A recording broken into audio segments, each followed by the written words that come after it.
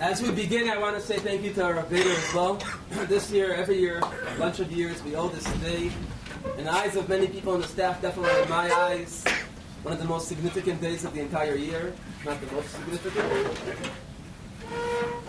I wasn't going to start as such,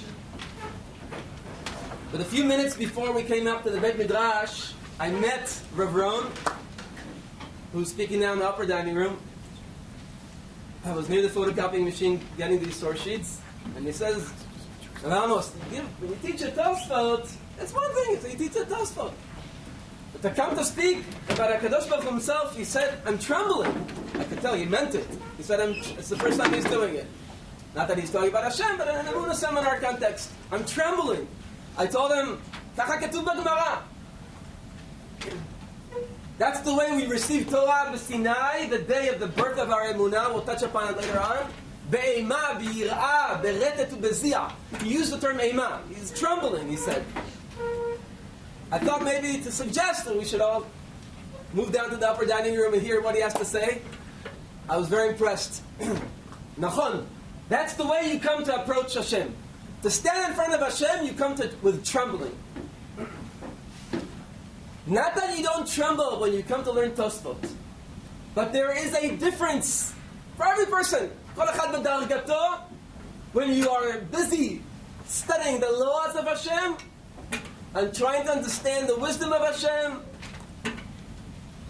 hearing the mitzvot of Hashem from Moshe, as opposed to Anochi Hashem Elokecha asher hotzeiticha me'eretz Mitzrayim mibeit avadim, with Lo yeh lecha Elohim acherim al panai, the other side of this same coin of the first mitzvah according to the Rambam, the mitzvah of this day, the mitzvah of Emunah v'Hashem, ha'amanat ha'elokut. And the basis of Chazal we know, I'm not going to elaborate on other sources today, based on the Gemara at the end of Masechet Makot, all 611 other mitzvot we receive from Moshe. There are 2 mitzvot we receive from Hashem's mouth himself. There are opinions that all 10 commandments. But in any case, there are 2 mitzvot that we receive from Hashem's mouth. Anochi Hashem Elokecha asher hotzeiticha me'eretz Mitzrayim beit avadim. After those first 2, Bnei Yisrael told Hashem, it's too much. Told Moshe, it's too much. We'll hear the rest from you. To hear Anochi from Hashem's mouth himself was with trembling. Omeret HaGemara Masechet Brachot, that's the way one is supposed to always revisit and always go back to receive Torah Misinai. And as such, as Rav Ron put it well, this is a day that one has to enter with trembling. I never, ever, ever ask people in my shir, different shirim during the years, Shana Aleph, Shana Bet, not to sleep. There's only achat b'shana, as the Torah says about Yom Kippurim. I ask people not to sleep. Please do not sleep today. Don't sleep the entire day, and please don't sleep now. If you feel you're dropping, go to the back and stand. Don't sleep. Today is not a day for sleeping.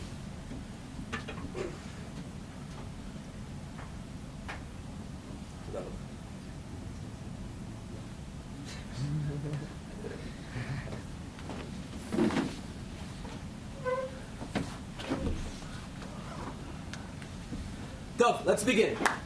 Famous sentence of the Baal Shem Tov. I often quote it recently, past few years. You hear it a lot in our day and age. It's popular in our generation. It's fitting for our generation. Quoted in Hebrew, I'll translate it into English. Omer Baal Shem Tov, milim מאוד מפורסמות, במקום שמחשבתו של האדם, שם הוא כולו. Where a person's thoughts are, that's where he is. In his entirety, from top to bottom. Let's elaborate on it. What I always join along with that is what the Mekubalim talk about a human being. People who come to my shirim often hear this as an upside down tree. A human being is an upside down tree. Ma'akavana. Our head, our kazait brain between our 2 ears are our roots, and we branch off from there. Everything begins here. And that's why Lashon HaKodesh Rosh means head and also means beginning. Like the year begins from Rosh Hashanah and it all stems from there. our entire system and everything in it all starts here. This is where I begin. This is where everything is maneuvered from. Says the Baal Shem Tov, where your thoughts are, that's where you are. Let's give a couple of examples. There's endless implications to this sentence. Just like the words of Chazal. One sentence, and one can go and travel with that sentence for a lifetime to reflect upon. Also many words of the Baal Shem Tov as such. And many Gedolim throughout the generation. But this is such a sentence for thinkers who care about the way they live their life. That's a sentence that has no end to its implications. Where my thoughts are, that's where I am. From top to bottom, my entirety. For example, we wake up in the morning, you wake up in a bad mood. What it means is your thoughts right now are negative. And that means, and we all know that experience, that anything that I look at and anything that I'll experience will be negative, bitter. The worse the mood, the more I'll experience it as such. I wake up in the morning in a great mood. Everything I look at, even things which are inherently difficult and challenging, they seem to be great. At most, it's a nice challenge. The same very things on Sunday will look as such, on Monday they'll look totally different. People who are a little extreme in this, and I know such people, the mamish, if they're two living in Sunday and Monday, they'll be going through very similar things. They're living in two separate worlds completely. Let's give another example. I love sunsets. Anybody else here love sunsets? Yofi. Sunsets by the beach. Anybody like? Yeah. I love sunsets by the beach. Many different people will go to the beach and sit and watch the sunset, and for different people it will be completely different experience. For a very romantic person, his mind will travel to romantic places. It's a very romantic setting. The classic romantic place, sunset by the beach. A halachic man, what is he going to do? What time is Shkia? The daven mincha or not, but when exactly is Shkia? What's the way to calculate Shkia? Sunset for him equals Shkia, nothing else. He doesn't see, I'm saying the extreme halachic man. There's no beauty, there's nothing to get excited about. Where is the measured point of Shkia? His friend, who grew differently, became more Hasidish, maybe a Breslover, will be standing next to him on the beach and say, oh, come on, let go of your watch. Yell out, Tate! Abba! It's not a forest. True. Scream out, Abba! Tate! It's a funny thing, 90% of Breslov Bali Chubas are Sephardi. Many of them go to the forest and they scream, Tate!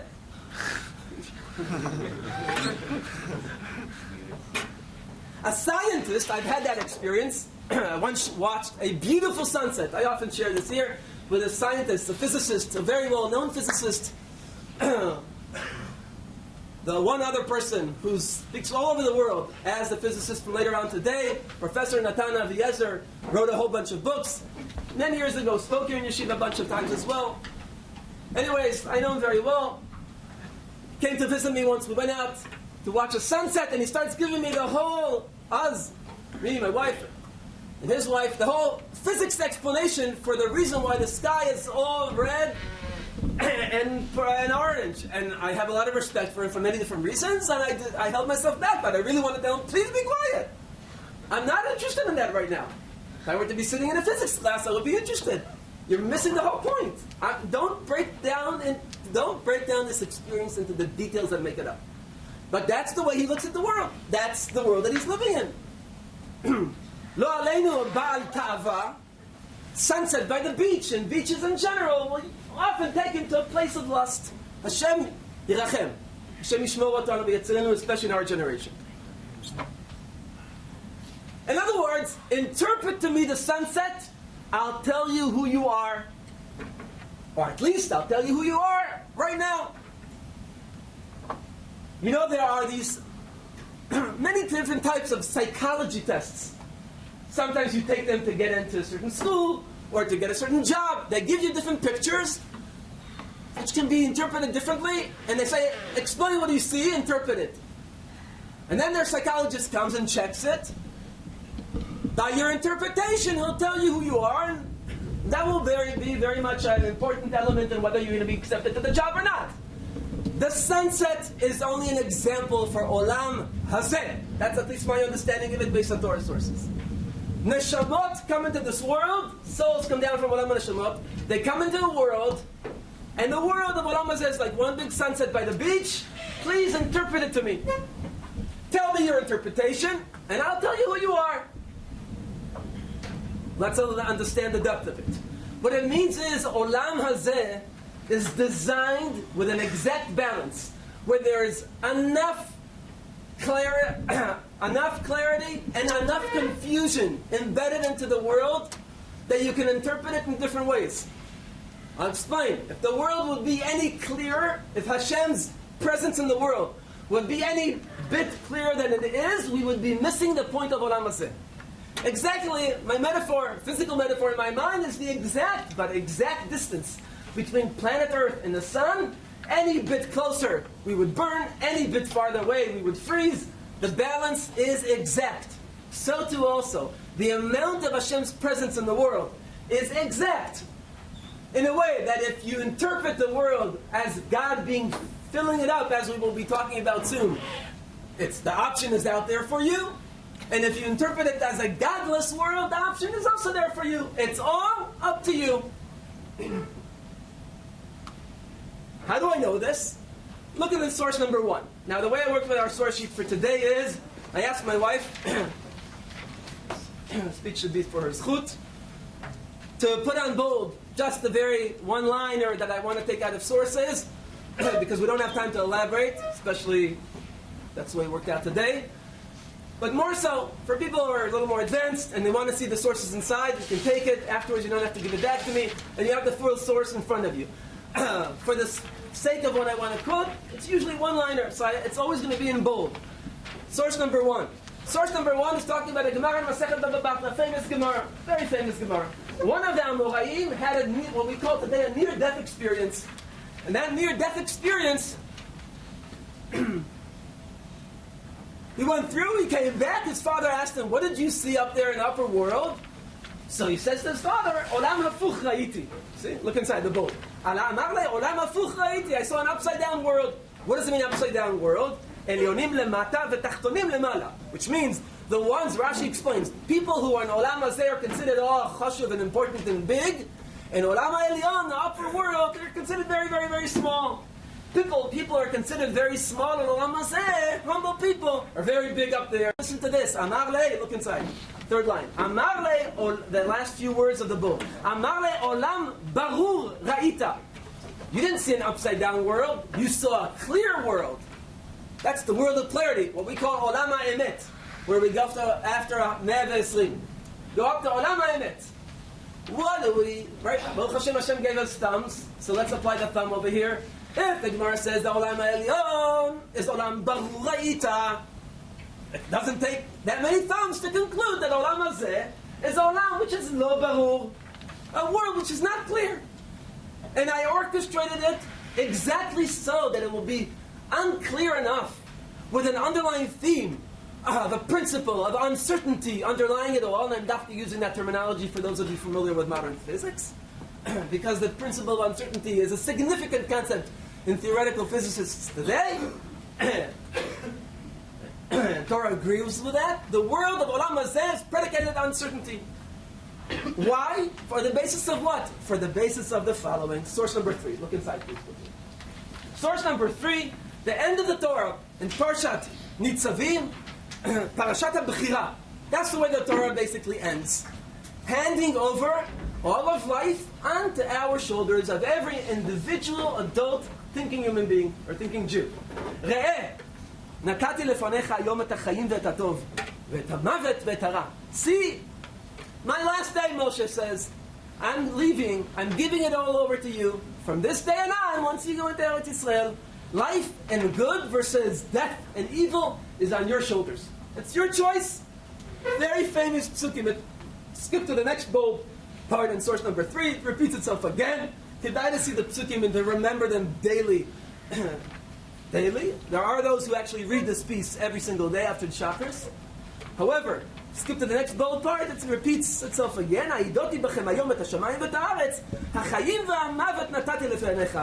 I beg you, realize Hashem says to us, to every Ben Yisrael, life and death are in front of you.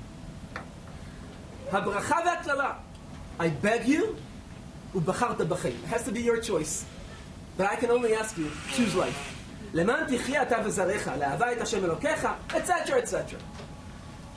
How do people usually understand the source? People usually understand the source in terms of actions. You can do mitzvot, you can do averot, choose mitzvot, don't do averot. Is it true? Of course it's true. It doesn't start there. Where does it start? If the Baal Shem Tov would be here with us as a guest of honor, he would say, as I said earlier, b'makom shemachshavto shel adam. It all begins up in the head. Our actions don't start at our actions begin in our head. The choice that's given to us in source number 3, between life and death, begins up here. Between one worldview and another worldview. That's our issue. How you interpret the world. Tell me how you interpret the world. I'll tell you who you are. It's your choice. And I orchestrated the world as such that you make the choice as to what this world is and what it means to you and how you interpret the meaning of the world. Does the world have meaning? Does the world not have meaning? Does the world come from somewhere? Does the world not come from somewhere? It's your choice. It has to be your choice. As a result, it trickles down. It branches off from one's head into all the branches of the tree of a human being. And that will determine how you act, your midot, and everything. It's all going to stem from how you interpret my world. So it's typical, unfortunately. It's a common misconception. Bechira does not have to do only with actions. It has to do, first of all, with how I look at the world. What the world means to me. How I interpret the world.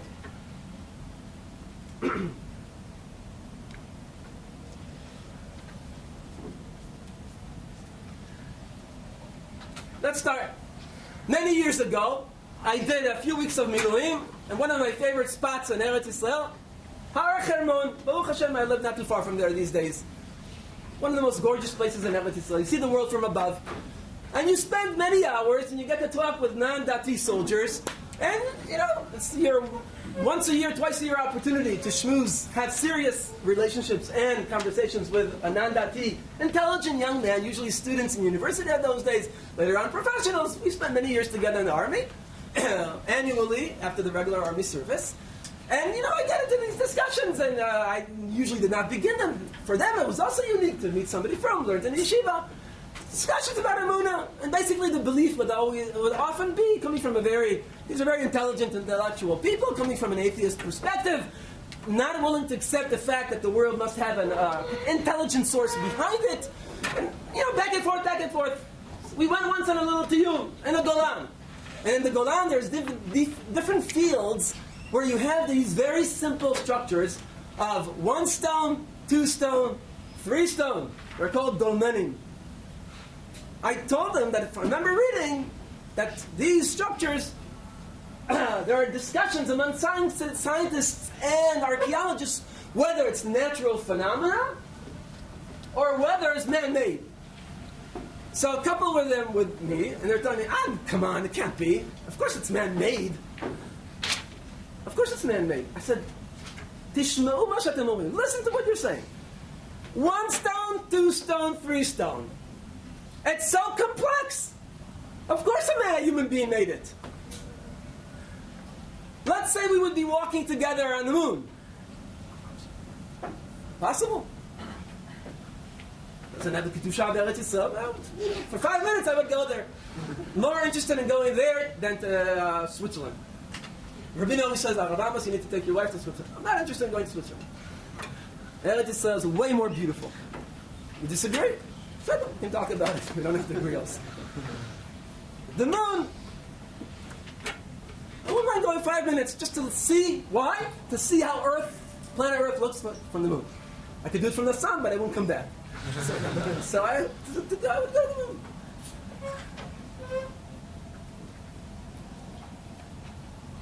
Let's say me and my 2 friends from Miluim walking in the moon, and they just so happen to be there. A 747 jumbo jet. Where did this come from? I would say, just randomly pieced together. The winds of space. I said, come on, it's ridiculous. That's exactly the response to you guys. Your body, forget the universe. Your brain is so much more complex than any 747. What are you talking about? No. Lehavin. Everybody today, Lekuli Alma, the world starts from one beginning point. Why do I mean Lekuli Alma? Cosmologists and Lahavdil, Ben Chol HaKodesh, are sources, especially Kabbalistic sources. Everybody talks about, by today, everybody agrees. The world, all space, all time, all began from, as cosmologists, you will use their terminology, comes from one singular point. You don't have to be an extraordinary philosopher to reach the following conclusion. If everything that ever will be, any space, time, galaxies, atoms, cells, species, hakol, comes from one singular point, that means that if you interpret the point to come from absolutely nowhere, that means the entire reality, all space, all time, all cultures, all species, every cell in the world, any iota of space, is swimming in one big soup of meaninglessness. Has to be so, because the beginning point determines everything. If the beginning point just pops out of randomness, everything that stems is randomness, meaningless, nothing. If, however, the beginning point is from a caring, conscious, intelligent source, which we call Hashem, it's just as dramatically true. That means that every point of space and time and cell and culture and species and star in the world is all under the umbrella category. Avahata ha'oret aladat. Ki Adonai hu Elohim. Ein od milvado. It's either or. You can't sit on the fence. I'm not talking down to anybody. I'm speaking to myself. You can't sit on the fence, Amos, Luban. It's either a world that one comes from one point of Ein od milvado, and therefore everything is Ein od milvado. And it doesn't matter for that sake whether you are on the moon, or in Switzerland, or in Yerushalayim, or in Manhattan. Anywhere in the world, you're equally in a place of Ein od milvado, and that's not easy to take in, and it takes years to reflect upon these concepts. I'm still busy with it. Or the world is swimming with one big sea of meaninglessness. Zehu. Either or. You can't sit on the fence. The world cannot be somewhat meaningful. It's philosophically, intellectually dishonest. It cannot be. It's either or. Like Eliyahu Navi back in his days with the pagans. Ad matai atem poschim al shtei asipim. You cannot sit on the fence. If Hashem is Ha'elokim, go after him. If the Baal is Ha'elokim, go after him. But don't sit on the fence. I'll add to that because you'll result with a life that for a Jew is tragic. A life of mediocrity. For Jews, life in a mediocre way is a tragedy. Because he could live life in the most intense and meaningful of ways, and he wasted it. I'm not saying totally wasted it. Just even if he lived it in mediocrity. What is mediocrity? Want to hear what I have to say? We'll get sick and talk about it on a personal one-on-one level. Food for thought for everybody. How much mediocrity is there in my life? How much, on the other hand, is there a striving for excellence? For discovering more and more and more meaning in my life? Because maybe, indeed, I'm living in a life that's infused with absolutely 100% meaning in it. I've often said, I'll say this time again. My wife has a friend, has a Baruch Hashem, a whole bunch of kids. It just so happened to work out. I didn't plan it. Huh? Proof for God. We'll get to that soon. She happened to talk to her kid about the concept that we all know. You can either look at life as at the half of the cup which is full, or at the half of the cup which is empty. So he thinks, he's this very intelligent kid. His father is some big physics professor as well. Anyways, his grandfather, I'm sorry. So he's looking at, and he says, but Ima, says to her in Hebrew, אבל גם חצי כוס הריקה היא גם מלאה. היא מלאה אוויר. The empty half of the cup is full of air. I heard that from my wife. I said, that's absolutely gorgeous. Why? He chaps. What we don't. And there's no such thing as an empty vessel. It's full, at least on planet Earth, it's full of air. What is air? What is air? It's the substance of life. Some years ago, my wife, Tibadel HaChaim, and I went to Bet Cholim Sha'ar Tzedek to visit a woman that I knew very well, who's not with us anymore, not here in Olam Hazeh. A very big tzedeket, a life of Yisurim, a life of Iyov. My words should be a Ilui Neshama for her. She's buried a few kvarim away from my very good friend who used to teach her, Rav Podolsky. Zichrono Livracha.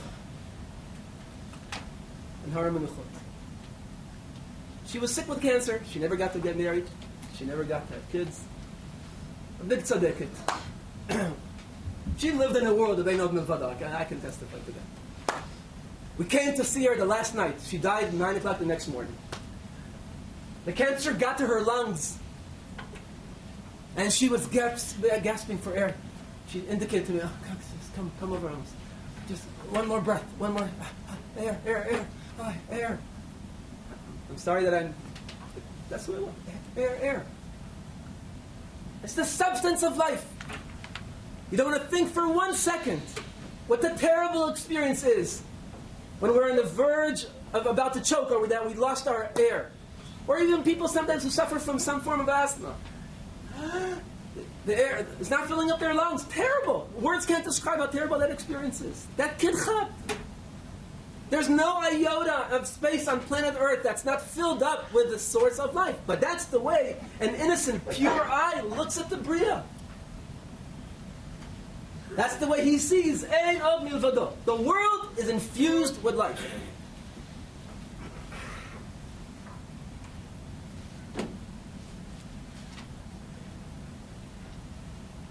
You know, I once spoke about these inyanim with one of the more thinking boys in the Tivarya. And in response he tells me, but you know what?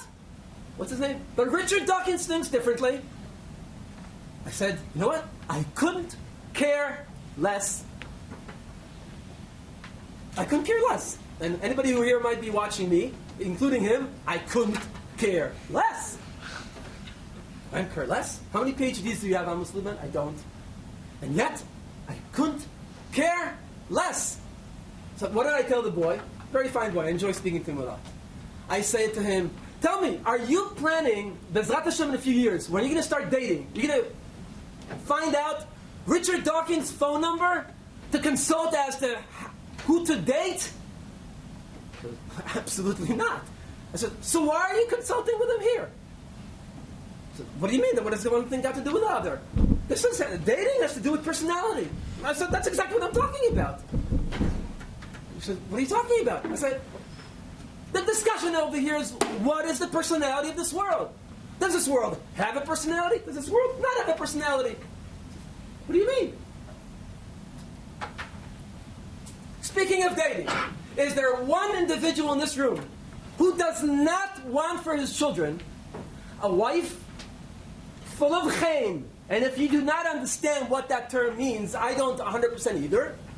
But let's just talk about it as a wife who has a beautiful smile, with eyes filled with love and warmth.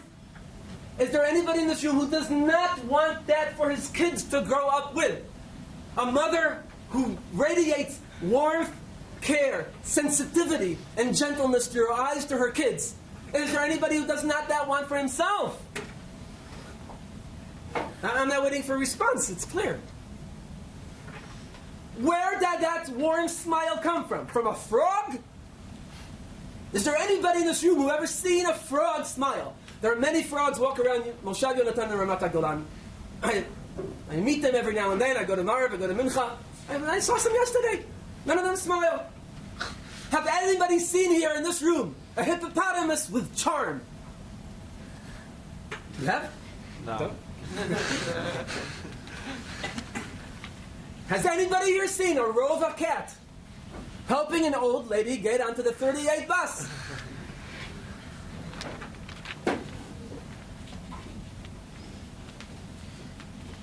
Richard Dawkins would say, and his friends, many out there.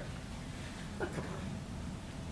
We talk about chen, smile, love. That's all the figment of your imagination.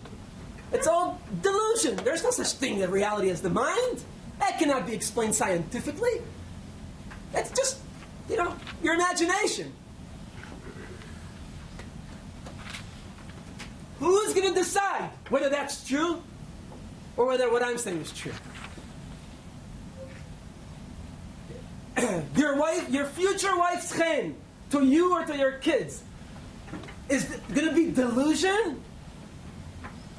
Figment of your imagination? Or is it reality?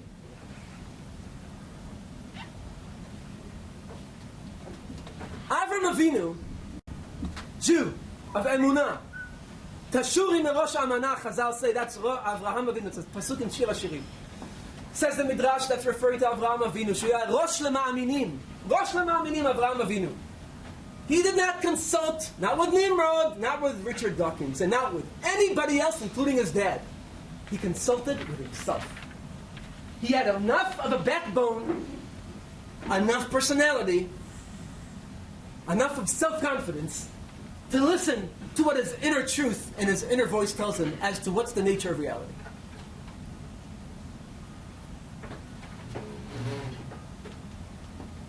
So let's develop it a little more.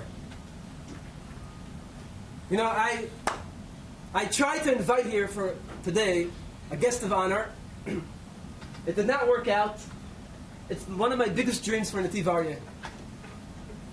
I'm assuming some people here are going to develop one day into business. If any of you become wealthy, if you want to make me happy one day, I ask you one thing.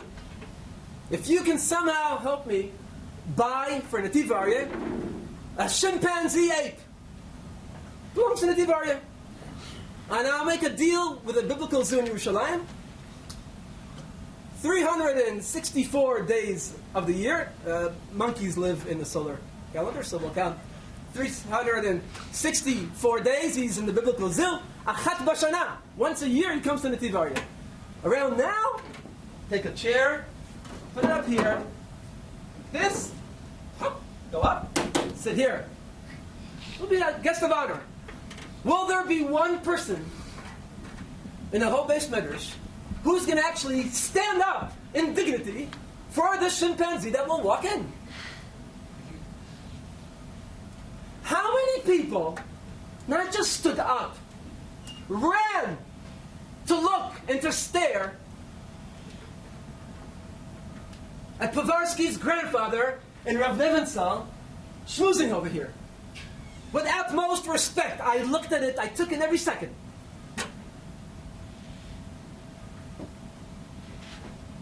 Richard Dawkins would say, there's absolutely no difference between the ape and those two old men there. They have a bigger brain, and that's it. They have a bigger brain, and that's it? How dare you step outside, I would tell him. That's a slap on the face of these old two men who spent their whole life trying to become better people. Better people? What are better people? Better people is figment of your imagination. Oh yes? Out of my world. I will tell him, it's not my world, it's God's world. I'm assuming that God, after 120, will have his cheshbon with him. How dare you? Anybody in this room ever hear of somebody by the name of Roy Klein? Roy Klein? Yes. Roy Klein, in the Second Lebanon War, an officer, firm officer, a serious Ben Torah, an Eish Emunah, jumped in a grenade in Lebanon to save the lives of his soldiers. Richard Dawkins would respond and say that's just human delusion? How dare you? The person gave up his life to save his friends. It's the figment of his imagination. Last year in Emunah seminar, I stood up for a certain woman. You're going to be hearing her in a couple hours. Rabina mentioned her. A mother of one of the kids who was kidnapped and murdered by Bnei Ishmael. Hashem yishmor v'yatzil et kulanu mehem. I stood up in front of her with dignity and with respect. Usually we don't necessarily stand up in front of women, and maybe it's not the most tzanua. I had a need to stand up. All the guys stood up when she came in or when she left, and lo zachir. Right afterwards, I ran over.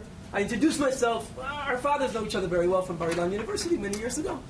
And I said, I just needed this opportunity to give you the biggest shavach for staying in line that I've been waiting so long to hear in the media, where she was able to, when her son was not yet even found living in total uncertainty, she told people here by the Kotel, and it made a loud noise in the world, Hashem doesn't work for us. What emunah, what nobility, what dignity. Figment of imagination? Is that what the human mind is?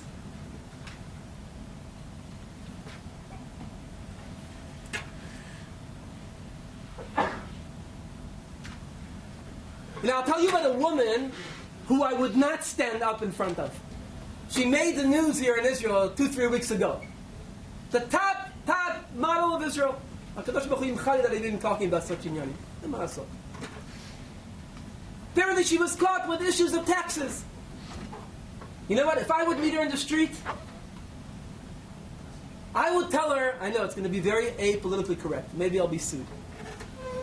Maybe the Jewish week. But I would tell her, if I would meet her in the street today, I would say, you are so ugly. Or everybody in your town are as ugly as you. Those of you who learn Tanis might be familiar with that. But the difference is here, I'm not going to ask for a mechila. Why?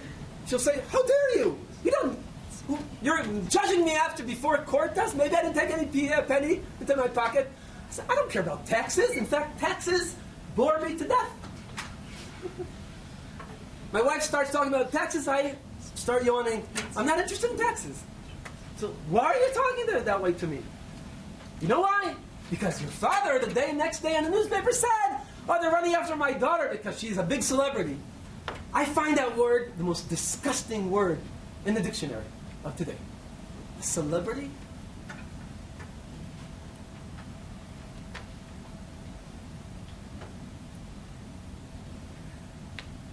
Acharei 120, HaKadosh Baruch Hu is going to meet her. How much good did you do in my world?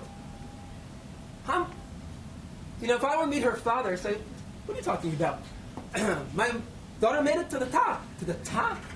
To the top of the top. So I read in the newspaper, top of the top. Okay. You know how many women in Israel are jealous of her? That's the top of the top. She publicizes her beauty, and therefore, as a result, it evokes jealousy in endless women who are not as beautiful as her. That's the top of the top in your worldview. The Gemara talks about beautiful women, more than in one case, who pray to Hashem that He'll help them cover their beauty, that nobody will be nichshel over them. One, in fact, asked to die, and she died. I'm not saying Hayar said that a beautiful girl needs to commit suicide, chas v'shalom. But she will cover herself if she's in touch with Torah concepts, because she understands how much danger there is that goes along with her.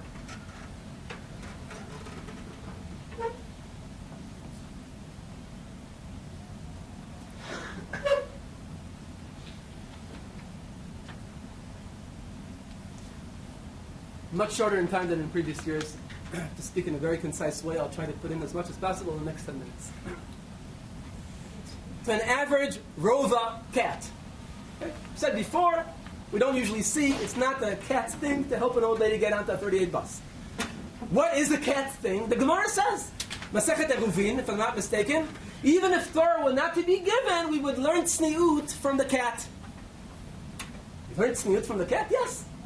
Because the cat is tzenua when it relieves itself. Explains the Maharal, what is the meaning of that? I find the point of the Maharal significant and magnificent at the same time. Says the Maharal, the cat is not conscious of what it's doing. Dafka, because of that, it testifies to He who made her. Why is that so significant? It's no significant. It's crucial. That is, in my understanding, the centerpiece of the way Emunah works. If you were to look afterwards in the Rambam, don't look now, we don't have the time, source number 4, the Rambam there goes and says, the miracles of Yetziat Mitzrayim, we're reading through the Parshat of Yetziat Mitzrayim now, don't think he did that in order to prove anything to them about Hashem. Goes out of the Rambam and says, Somebody whose belief in Hashem is based on proofs, based on miracles, something's off in his heart. I'm not familiar with any Torah source, and they say this every year, that talks about proofs for God. I'm familiar, however, with many sources that talk about many things in God's world that testify to God. And again, going back to the way we began, you're the interpreter, you're the judge. I'm putting the whole world in front of you. How you take the testimony, how you do not take the testimony, that's up to your freedom of choice, and it's up to you. The wisdom that's embedded into the world, the intelligence in the world, does that testify to the intelligent source above it and beyond it? Shlomo HaMelech asks, "HaChochma me'ayin timatzeh?" Where does wisdom come from? What's Shlomo HaMelech's answer? Anybody know? According to the Mekubalim, "HaChochma me'ayin timatzeh." What does that mean? Me'ayin, meaning from a place that I'm not able to comprehend, where my chokhmah ends, but that I realize that there must be a higher source out of which all wisdom, my wisdom, and any intelligence that's embedded into the Bria comes from. So it is with beauty. We mentioned beauty before. Katuv b'Sfarim HaKadoshim, you happen to walk in the street and bump into, at a corner of the street, into a beautiful woman with not the intention of you're makpid, you just happen to see her. What's the solution? And think where her beauty comes from. Elevate her beauty up to that source. Yeah, it's a high madrega. But that high madrega is the underlying theme in the way a Jew is meant to think. Anything in the world of God is a testimony for Him, for what He is about. You don't see me because you cannot see ever essence. You can see my garments. You cannot see me. But my garments could testify about me. You just have to look at the word correctly.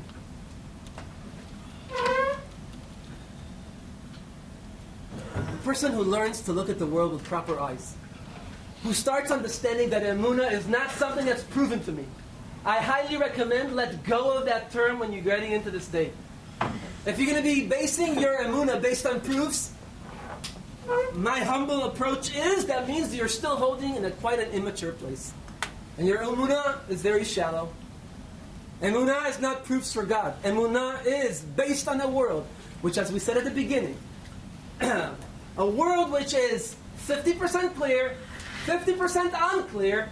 Come and interpret the world. You're meant to be the interpreter. I made this world in katchila, vague, forcing you to impose your interpretation on it. Interpret the world. I'll tell you who you are, as we said before.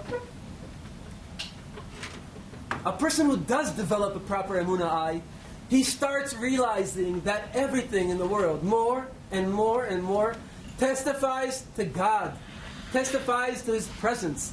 It's endless work, but the end product of it is that those words that Ro'i Klein said when he jumped onto that grenade, which so many Jews have said over thousands of years, when they gave up their life here in Olam Hazeh for what they really believed with their whole being, Shema Yisrael, Hashem Elokeinu, Hashem Echad, meaning, I've realized and I've learned through a lot of mental work and a lot of introspection and a lot of reflection and contemplation, looking at everything in the world, I've come to realize there's one underlying unity behind everything. For that, one needs to work. And if one goes into such a day, if somebody will prove God to me, you're missing the entire point. Emunah is hard work. It's a lifetime work of trying to search and to discover the underlying oneness of this world. One of the Shana Aleph boys, David Poster, told Rav Koren, Kol HaKavod, I identify with that word, every word that he said in that sentence. Said Rav Koren to me, David Poster said, what do you mean Emunah seminar? Every day is an Emunah seminar. Nachon, every day is an Emunah seminar. You don't walk around the world and have proofs thrown at you. That means you're a child yet. It means that as a result of such a day and a year or two, b'chlal, one can learn to acquire a new pair of glasses. I used to look at the world as such, I put them down, and slowly, no one else, I put on a new pair of glasses. Kol HaKavod to Professor Schroeder, let's Kol HaKavod to Amos Luban, and all the different speakers there. At the end of the day, no one else. Just like with Avram Avinu. On this level, my Emunah cannot be based on the Rav Nebenzahl's Emunah. It can be based on me reflecting upon him and reaching the conclusion that there's much more to a human being than an ape. You know what is the difference between that ape that none of us here would get up in front of? And why did we all get up and run to look at what was going on over here the other day? What's the difference? Hashem will forgive me for making even such a comparison. What's the difference between Rav Nebenzahl, Rav Blavatsky, and an ape, and a chimpanzee? They have legs, they have hands, everything, the same thing.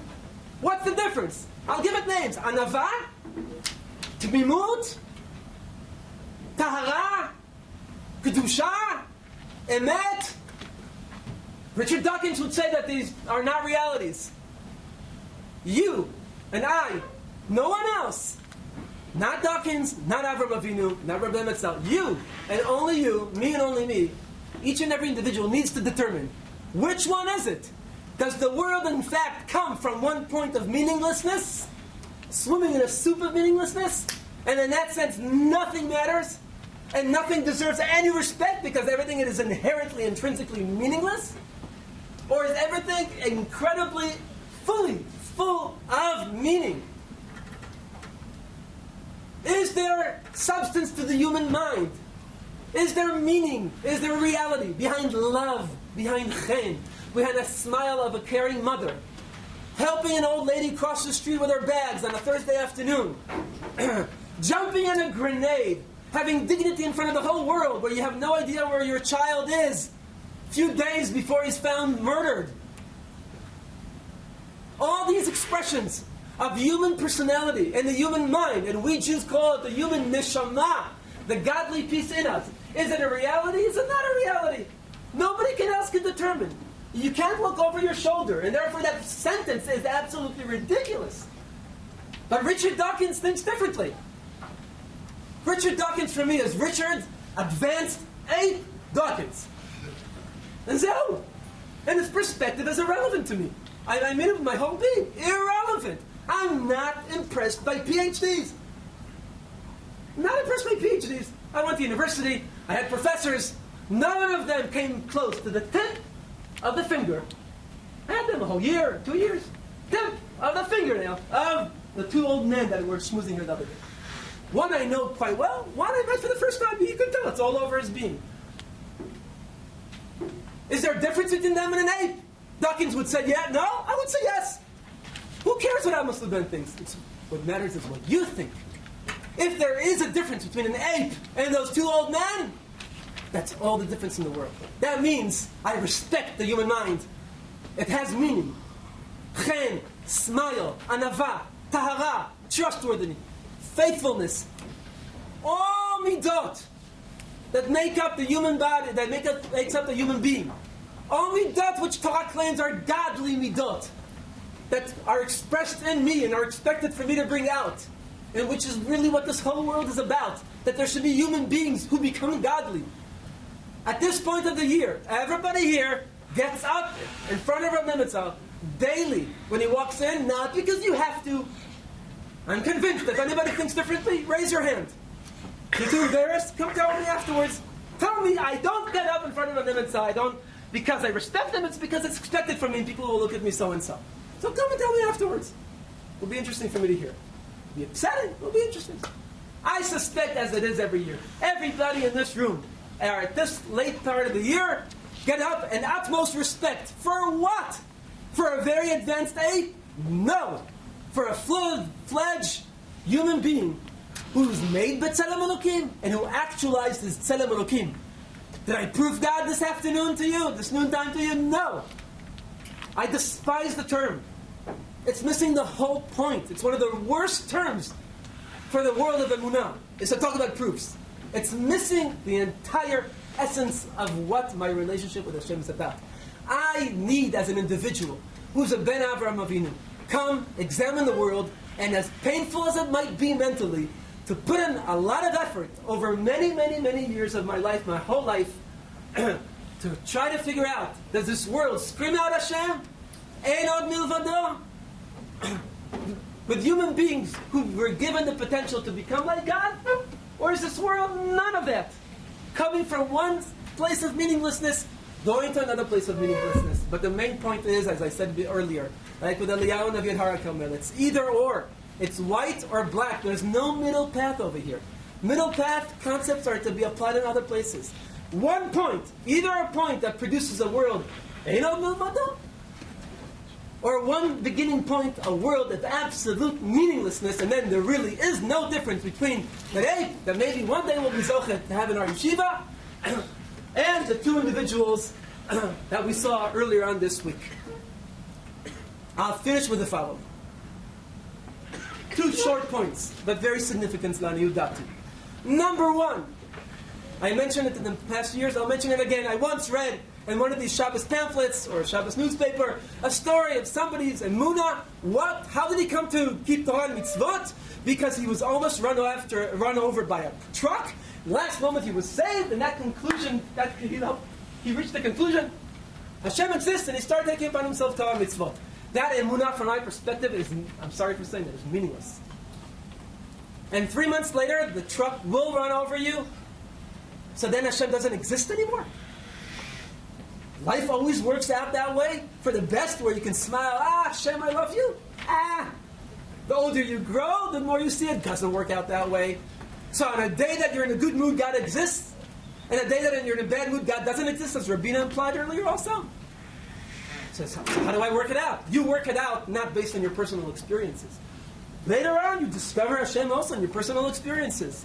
Our Emunah is not meant to be based on and predicated on personal experiences. It's meant to be predicated on how I see the world as a macrocosmic reality.